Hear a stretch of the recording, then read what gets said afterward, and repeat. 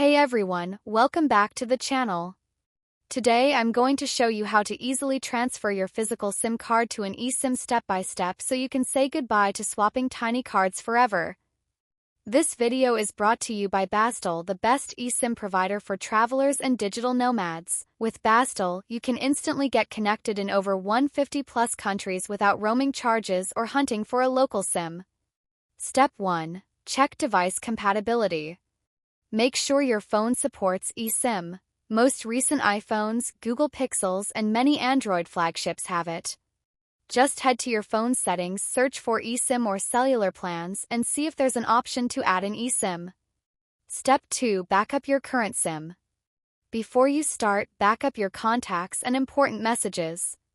Usually they're synced to your Google or Apple account, but double-check so you don't lose anything. Step 3. Get the QR code from your carrier. Contact your carrier and request an eSIM activation. They'll either email you a QR code or give you one in-store. If you're switching to Baztel for travel, you'll get your eSIM instantly via email. Step 4. Install the eSIM. On iPhone, go to Settings, Cellular, add eSIM, then scan the QR code. On Android, go to Settings, Connections, SIM Manager, then add eSIM. Once scanned, your new eSIM profile is ready to use. Step 5. Remove or disable old SIM.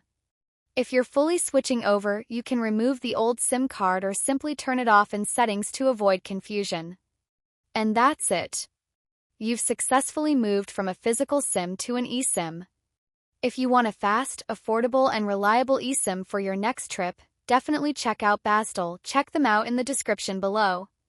Don't forget to like, subscribe, and hit the bell for more tech tips. Thanks for watching. See you in the next video.